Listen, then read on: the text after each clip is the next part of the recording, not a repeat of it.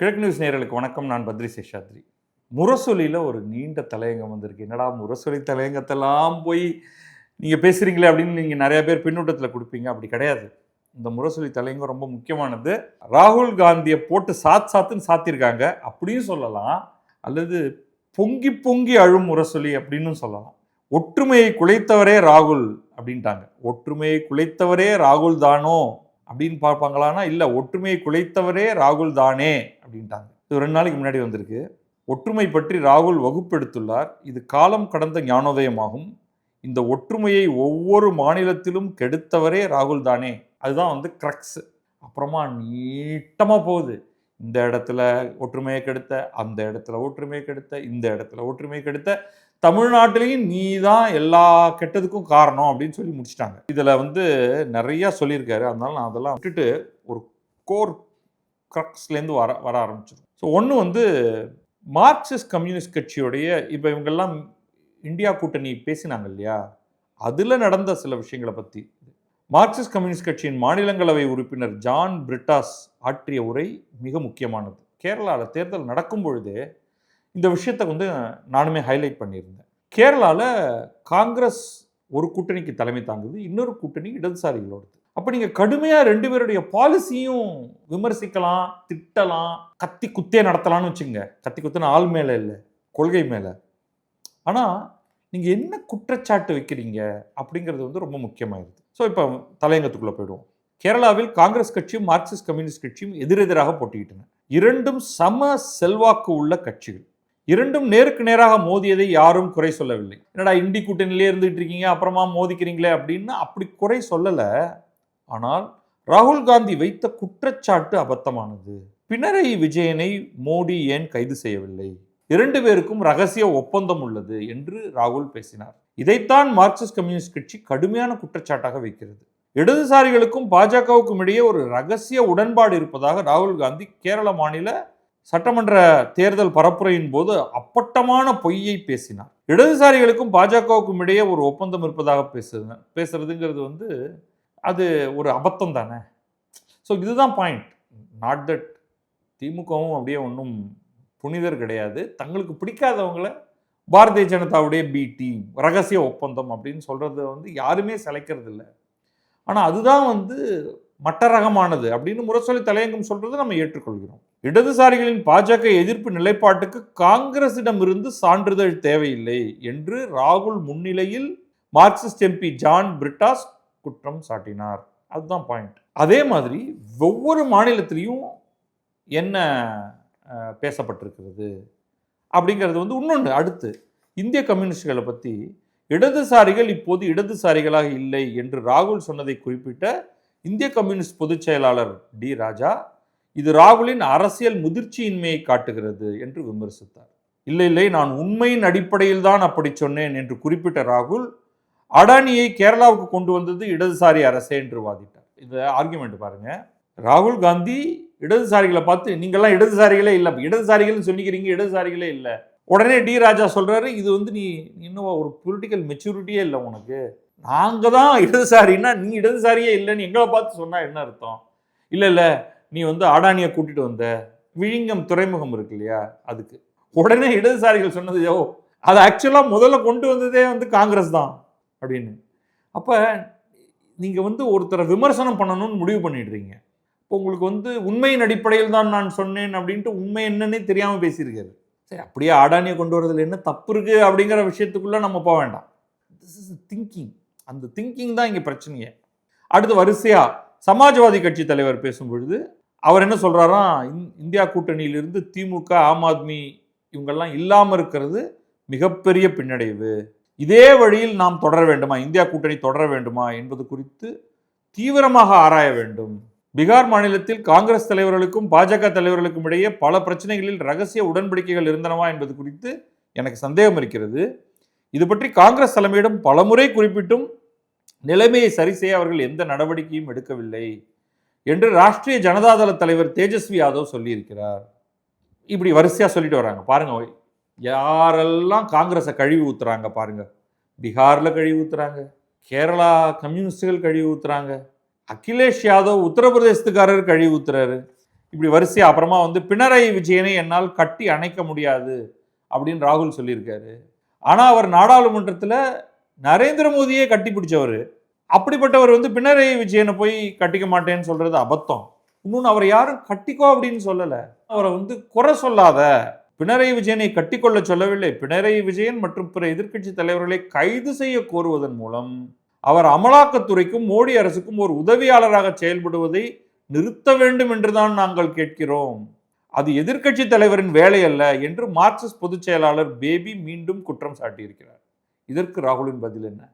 அப்படியே வந்து வரிசையாக எடுத்து வச்சுக்கிட்டே வராங்க. வந்துட்டு கடைசியாக தமிழ்நாட்டுக்கு வராங்க. தமிழ்நாட்டில் நடந்த கதை ஊர் அறிந்ததாகும்.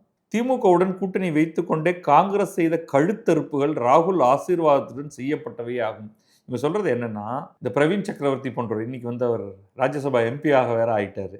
அவங்க வந்து தொடர்ச்சியாக போய் விஜயை சந்தித்தது, திமுக ஆட்சியை பற்றி சமூக வலைத்தளங்களில் கடுமையாக கண்டித்தது, நீங்கள் செய்த பெரிய சாதனை 10 லட்சம் கோடி இந்தியாவிலேயே மிக அதிகமாக கடன் வாங்கிய மாநிலம் அப்படின்லாம் போட்டது, அப்புறமா அதெல்லாம் ஃபேக்ட் அப்படின்னு போட்டது.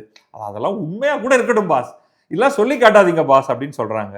இன்றைக்கு அவர்கள் சேர்ந்துள்ள கட்சியின் தலைவர் இந்தியா கூட்டணிக்குள் வரமாட்டேன் என்று வெப்பே காட்டியதும் தான் ராகுல் காந்தி நல்ல பிள்ளை வேஷம் போடுகிறார். அது தெரியல எனக்கு நிஜமாவே வந்து விஜய் நான்லாம் இந்தியா கூட்டணிக்குள்ளே வரமாட்டேன்னு சொன்னாரா அப்படிங்கிறது நமக்கு தெரியல.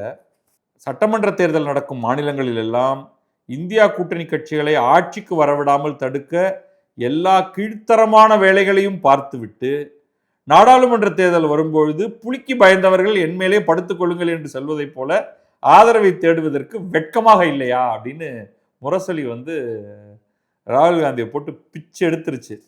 திமுகவை காங்கிரஸ் நடத்திய விதம் குறித்து அகிலேஷ், தேஜஸ்வி, ஒமர் அப்துல்லா, தேசியவாத காங்கிரஸ், விடுதலை சிறுத்தைகள் ஆகியவை அனைத்தும் காங்கிரஸ் கட்சி மீது குற்றச்சாட்டுகளை வைத்துள்ளார்கள் அப்படின்ட்டு ஒரு கதை இருக்கு. ஒரு எப்பவுமே வந்து முரசொலியில் கலைஞர் காலத்திலேருந்தே நல்ல, அதாவது இந்து புராணங்களையும் அது நடுவில் கேலி பண்ணுவாங்க. அதுதான் அவங்களுக்கு கிடைச்சிருக்கிற ஒரே கதை. இதுலேயும் அந்த மாதிரி ஒன்று பண்ணியிருக்காங்க. இந்திய கூட்டணி கட்சிகள் காங்கிரஸ் மீது வைக்கும் விமர்சனங்கள் ஏற்கப்படும் என்று ராகுல் சொல்லியிருக்கிறார். இவர் இனி விமர்சனங்களை ஏற்றால் என்ன, ஏற்காமல் போனால் என்ன? சிவன் விஷத்தை குடித்தது போல அனைத்து விமர்சனங்களையும் காங்கிரஸ் விழுங்கிக் கொள்ள வேண்டும் என்கிறார் ராகுல். புராண கதையின்படி பார்த்தால் விஷத்தை சிவன் உருவாக்கவில்லை. தேவர்களும் அசுரர்களும் அமுதம் வேண்டி பார்க்கடலை கடைந்த போது விஷம் வந்தது, அதனை சிவபெருமான் குடித்தார். ஆனால் இந்தியா கூட்டணிக்குள் அமுதமாக இல்லாமல் விஷத்தை கடைந்தது யார்? ராகுலே விஷத்தை கடைந்து எடுத்தவர் அப்படின்னு சொல்லி முடிச்சிட்டாங்க. So crux of the matter. இன்னும் திமுக வந்து இந்த டைவர்ஸை ஒரு நல்ல முறையில் எடுத்துக்கல. தினம் தினம் ஏதாவது சொல்லி எக்ஸை வந்து எப்படி திட்டுறது, நீ அன்னைக்கு வந்து நீ இதை பண்ண, இன்னைக்கு நீ இதை பண்ணல அப்படின்னு சொல்கிறது, அப்படிங்கிற அந்த ஃபுல் ப்ளோன் குறை குற்றம் சொல்கிற மோடுக்கு வந்துட்டாங்க. இன்ஃபேக்ட் ரொம்ப கடுப்பாகி காங்கிரஸ் அமைச்சர் ராஜேஷ், விஸ்வநாதன் இவங்கெல்லாம் வந்து அவங்க ஒரு அறிக்கை விட்டுருக்காங்க. இனியும் நீங்கள் எங்களை பற்றி கீழ்த்தரமாக பேசினால் நாங்களும் பதிலுக்கு கீழ்த்தரமாக பேசுவோம், வேற ஒன்றும் இல்லை. நீ வந்து என்ன சில பல வார்த்தைகளை எல்லாம் பயன்படுத்தி எங்கள் அப்பா அம்மாவெல்லாம் பேர் சொல்லி திட்டினேன்னா நானும் திட்டிடுவேண்டா அப்படின்னு சின்ன பசங்கள்லாம் ஸ்கூலில் பேசுவாங்க இல்லையா, அந்த மாதிரி சொல்லியிருக்காங்க. பேசாமல் வந்து திமுக காங்கிரஸ்னு ஒரு கட்சி இருந்ததையே மறந்துடலாம். தினம் தினம் அவங்கள நினச்சி எக்ஸை நினச்சி உருகி அவங்கள வந்து திட்டி அவங்க நல்லா இருக்கக்கூடாது, நாசமாக போகணும்னு சபிச்சு, இதெல்லாம் வந்து காதல் தோல்வியில் தான் இதெல்லாம் நடக்கும், அல்லது மனம் முறிவில் தான் இதெல்லாம் நடக்கும். ஆனால் இங்கே வந்து விடாமல் இந்த மாதிரி ஒரு பெரிய நீண்ட தலையங்க கட்டுரை எழுதுகிற அளவுக்கு இது போயிருக்கு அப்படின்னு நான் அதை கேலியாக ஒரு பக்கம் சொன்னாலும், இன்னொரு பக்கம் இவர் சொல்கிறதுல நிறைய உண்மை இருக்குது. முரசொலி தலையங்கத்தில் நிறைய உண்மை இருக்குது அப்படிங்கிறதையும் சேர்த்து சொல்லணும். ஒரு நல்ல பார்ட்னராக காங்கிரஸ் பல இடங்களில் நடந்துக்கல, மாறாக காங்கிரஸுக்குமே ஒரு என்னை எல்லாரும் ஏமாத்துறாங்க அப்படிங்கிற ஒரு உணர்வு இருக்குது. அதுதான் அவங்க இங்கே கேட்டுக்கிட்டே இருந்தாங்க. கிரீஷ் சோடங்கர் அதுதான் சொல்லிக்கிட்டே இருந்தார். நீங்கள் வந்து நாங்கள் நவம்பர்லேருந்து கேட்டுக்கிட்டு இருக்கோம், கூட்டணிக்கு வாங்க பேசுவோம், நீங்கள் எங்களுக்கு என்ன ஆஃபர் தரப்போறீங்கன்ட்டு. நீங்கள் வந்து முடியாது, நான் பிப்ரவரியில் தான் பேசுவேன் அப்படின்னு சொன்னீங்க. இப்போ என்ன ஆகிடுதுன்னா, கடைசியில் எங்களை வந்து முட்டுச்சந்தில் நிறுத்தி வச்சு உனக்கு இவ்வளோதான், ஒரு இடம் தான் தருவேன், 3 இடம் தான் தருவேன் அப்படின்னு சொல்லுவீங்க. இன்னொருத்தர் எங்களுக்கு நல்ல ஆஃபர் கொடுக்குறாரு, நாங்கள் ரெண்டுத்தையும் கம்பேர் பண்ணி பார்க்கணுன்னு இருக்கோம், அதுக்கு நீங்கள் ஒத்து வர மாட்டேங்கிறீங்க அப்படின்ட்டு. அதுதான் நடந்தது. உண்மையில் வந்து தாவேக காங்கிரஸுக்கு ரொம்ப பிரமாதமான ஒரு ஆஃபர் கொடுத்துருந்தாங்க.